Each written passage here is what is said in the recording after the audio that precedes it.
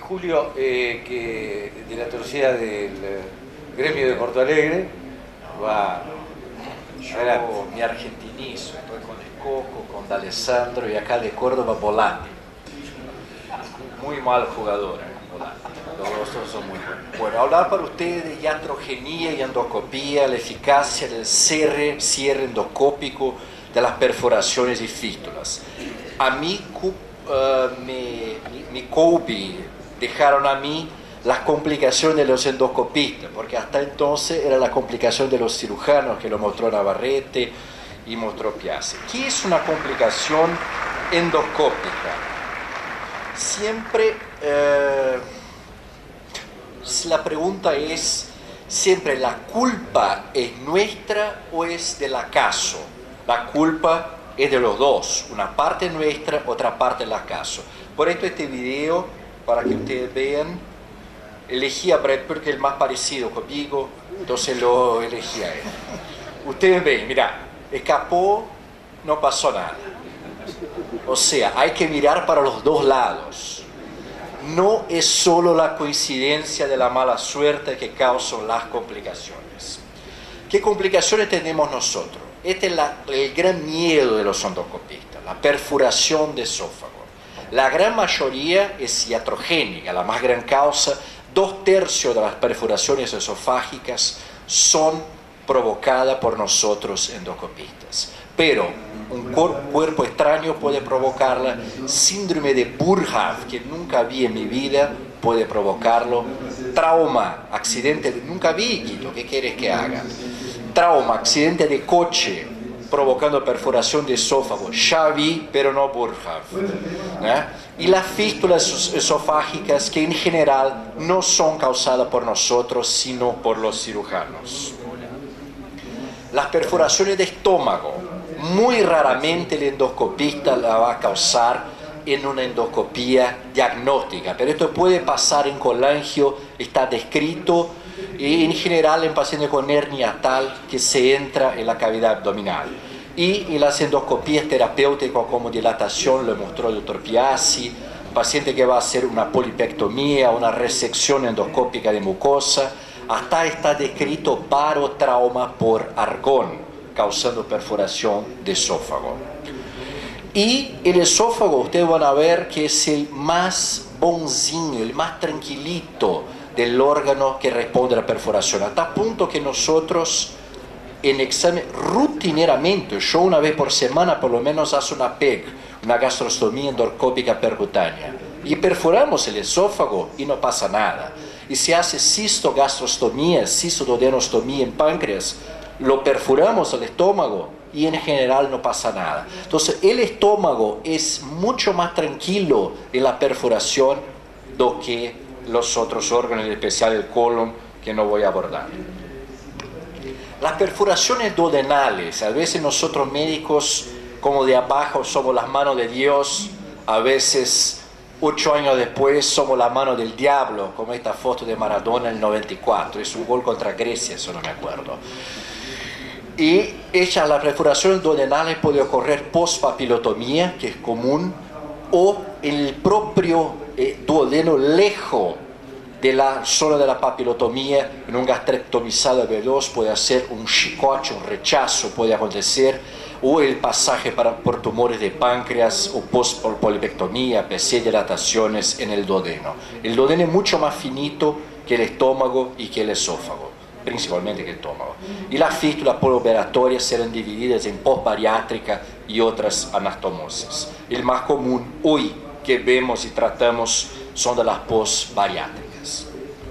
Perforación de esófago. En endoscopía diagnóstica va a ocurrir una a cada 5.000 casos. Yo por suerte nunca tuve en diagnóstica, terapéutica por supuesto y más de una vez.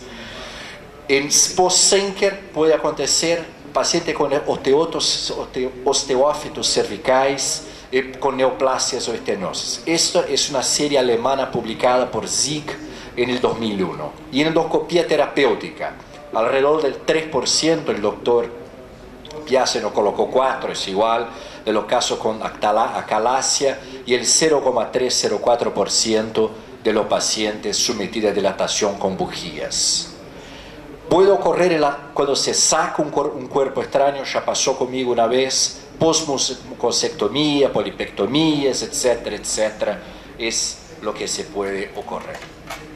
¿Cuáles son los signos y síntomas de una perforación endoscópica? Si no se ve inmediatamente, desde el punto de vista clínico, el paciente tendrá enfisema subcutáneo y crepitación, en general en el cuello, en el esófago, dolor torácica. En una dilatación, duele en el momento de la dilatación. 2 minutos después no puede más tener dolor el paciente. Si el paciente sigue con dolor, minutos después es porque algo pasó. No puede seguir con dolor. Por supuesto que puede dar pneumotórax, instabilidad respiratoria hemodinámica durante la endoscopía. Y si la perforación es muy grande, no se consigue campo, no se consigue insuflar porque todo el aire se va.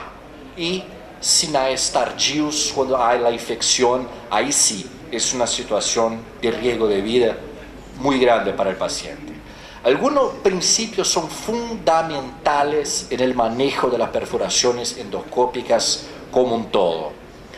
Es mejor, el pronóstico es mucho mejor si se ve la perforación durante la endoscopía do que después. Y perforación IAR fuera del tubo digestivo no significa cirugía, gente. Cálmense, la primera cosa es acalmarse, porque el 80% de los pacientes responden a tratamiento no quirúrgico. Y muchos responden a ningún tratamiento específico, mismo endoscópico. No hay relación entre la cantidad de AR y el talle de la perforación. ¿Por qué? Porque se pone mucho aire durante la endoscopía. Si tarda mucho la endoscopía, va mucho aire. Ahí el paciente tendrá una gran cantidad de aire extraluminal. Y el aire puede disecar tejidos a distancia. Una perforación retroperitoneal por una papilotomía puede llevar a crepitación en el cuello. 1 hora después, por ejemplo. Las perforaciones de tejidos normales tienen la tendencia de cerrar sin tratamiento alguno en hasta 2 días. Perforación duodenal post-papilotomía, NPO, antibiótico, nilperos, antibiótico, más nada. Y en 2 días el 80-90% está cerrado sin complicaciones si se ve la perforación durante la endoscopía. Bueno, si mismo con el tratamiento conservador el paciente tiene una infección, ahí sí hay que a principio operar a este paciente. Mucosectomía, primero la que dio cierto, después a la que no dio cierto, para que no piensen tan mal.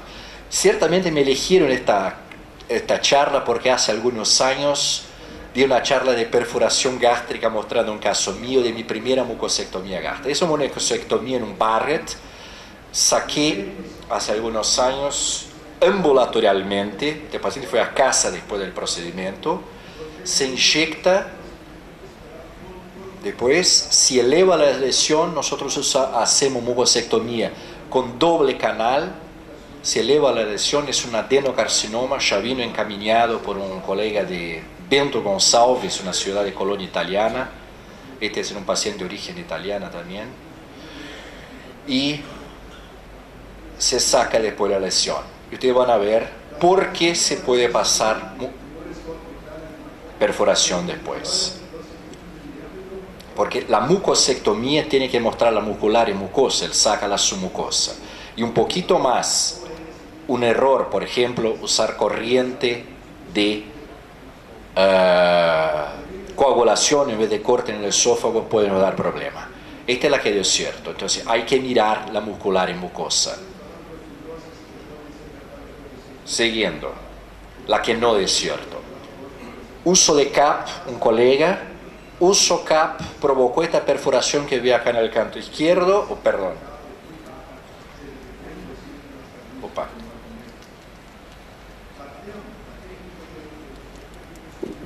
La perforación acá.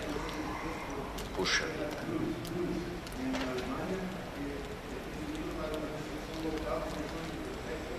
perforación y después en el mismo, ni lo voy a tocar, arriba a la derecha la misma perforación, solo el endoscopio está girado, se puso un stent y 2 meses después se quedó bien el paciente. No, por supuesto que se quedó interno. Cuando empezamos a dar comida a este paciente, al otro día, si está cerrado con el stent, puede empezar a comer el otro día, como mucho 48 horas. Acá un cuerpo extraño lo saca y ¡pa! Esto lo hice yo. Y está perforado. ¿Por qué? El hueso, este es el hueso que estaba cerrando. Oso en portugués es hueso. Oso para ustedes urso. El hueso ya estaba perforado y solo llegó a mostrar la perforación. Entonces el manejo no quirúrgico, nada por vía oral, antibiótico, hidratar al paciente y procurar desviar el contenido intraluminal, una sonda nasogástrica, una sonda nasoenteral o un stent para que el paciente va a comer. Otra manera es el clip que procura cerrar. Para colocar clips en perforaciones y aspirar un poco y siempre empezar el cierre por el segmento más lejos, más distal, donde está el endoscopio. Usar tanto clip cuanto necesario. En Brasil no hay Ovesco, no fue liberado por la Anvisa, el FDA brasileño, todavía, entonces no tenemos que es el ideal para el Ovesco. El Dr. Guido tiene un trabajo sobre eso, para las más grandes perforaciones. Y un problema, los clips y los de Ovesco no son pasibles, no es posible el uso con el duodenoscopio. Va a estragar el duodenoscopio o no se va a conseguir colocar adecuadamente la lesión. Las perforaciones esofágicas proximales, post-endoscopía diagnóstica o post-diverticulotomía de Sen, que los resultados de ecoendoscopía en general son las que mejor responden. El manejo conservador tiene un suceso del 95%, ustedes ven. Y se puede también usar clip en esta zona, pero a veces es muy difícil porque el campo de trabajo es muy malo. Del esófago medio hay que tener en cuenta que caso no se ve en el momento de la endoscopía la perforación, como en los casos que les mostré para ustedes, hay que confirmarse eso por un rayos X con contraste hidrosoluble o por tomografía superior a los rayos X. Recuérdense que en estenosis benigna siempre la decisión es por stent, porque el stent estará fijo en la estenosis. En la resección endoscópica es mejor el clip o el clips y por último el stent, porque el stent no fixa bien, mismo que usemos clips. Reconocer temprano la lesión es mucho mejor que después. ¿Por qué eso? Porque el paciente va a comer y en el momento que él come puede empezar la contaminación. Cuando se indica cirugía en un paciente que tuvo una perforación de esófago, cuando no hay respuesta a tratamiento clínico, o sea, cuando haya piora clínica después de 2 días, 48 o 72 horas. ¿Está bien? ¿Ah? Los estén totalmente cubiertos en caso de perforación, excelente resultado. Ustedes ven, salió este año una World Journal of Surgery de Bianchari, un resumen que encontró una mortalidad en perforación esofágica, una metaanálisis de casi 3.000 casos, que en los casos de perforación iatrogénica, el 13% de mortalidad. Eso es muy buen resultado. Hace 20 años se imaginaba que era algo como 70-80%. Y los pacientes que empezaron el tratamiento en el momento de la endoscopía tuvieron 7% de mortalidad contra el 20% de los que no tuvieron, o sea, el diagnóstico durante la endoscopía. Y la perforación cervical es la que mejor tiene la menor mortalidad, 6 contra el abdominal que es 13%. El uso de stents, 7% de mortalidad contra 14% de los pacientes operados. El problema de los stents, la migración en 1/3 de los casos. Las perforaciones gástricas, como el estómago es más grueso y tolera, es peor en estómago proximal, estómago irradiado por radiación, o sea, radioterapia, y los pacientes operados tienen más gran riesgo. Posdilatación bariátrica puede pasar y varias situaciones también. La indicación quirúrgica es casi la misma que en el esófago. Si hay señales de sepsemia o peritonismo o hay mucho líquido intraperitoneal. Las perforaciones duodenales van a ocurrir en 0,3% de las colangios y en general no necesita hacer nada. Los americanos indican la colocación de stent biliar para cerrar la perforación. No cierra, no es el stent plástico o totalmente cubierto que va a cerrar, sigue la perforación. Aquí un ejemplo, este paciente lo hice yo hace unos 2-3 años, sigue vivo este paciente, una papilectomía por un cáncer de papila, curado pero una brutal perforación. Controle, tiempo después estaba perfecto. Este paciente se quedó 4 días en el hospital, nilperos, antibiótico y sonda nasogástrica, ningún tratamiento adyuvante. La perforación de la literatura duodenal de los años 2000, en este estudio de Machado, no es el doctor Glaciomar, es un americano, que incluyó 250 pacientes, vio que el diagnóstico con menos de 24 horas, pronóstico mejor, y el tratamiento no quirúrgico de la perforación duodenal fue utilizado en 2/3 de los casos, con suceso superior al 90%. La fístula bariátrica para el cirujano es así, se presenta como un gran problema de una cirugía que los pacientes la hacen para se quedar más lindo y la hacen por laparoscopía en Brasil en general. Si va a pensar en reoperar a este paciente, los cirujanos pueden se quedar así, o sea, una situación peor todavía de lo que estaba antes. Por esto el cirujano encamina al endoscopista en estos casos para cerrar estas fístulas. Y con la colocación de stents se consigue cerrar las fístulas bariátricas alrededor del 80%. Problema, migración del stent. Se usa stent totalmente cubierto y en general no hay una estenosis para anclar el stent. Este estudio retrospectivo, abajo a la derecha, creo que es un nombre holandés, Van Vliet, ¿no? Dicen que los clips reducen la migración, es un estudio retrospectivo. Nosotros usamos clips, colocamos stents totalmente cubiertos y colocamos clips de rutina. Pero esta es una cosa empírica, no hay estudio comparativo. Este es un estudio retrospectivo, comparativo, que muestra que con clips hay menor migración, un NNT de 2,2. Pero miren que en los pacientes sin clip hubo una migración del 34% y con clip del 13%. Ustedes van a ver el estudio anterior, la migración arriba, por ejemplo, post-fístula basal de Puglia es del 17%, que no es distinto del 13%. Y hay estudios también con un índice de migración bajo. O sea, se necesita un estudio comparativo con y sin clip para se llegar. Yo uso empíricamente, pero no hay comprobación. Aquí un ejemplo, una fístula post-capela, a la izquierda el contraste, basando, se pone el hilo guía, después la prótesis, y el paciente empíricamente se queda con esta prótesis 2-3 meses hasta cerrar.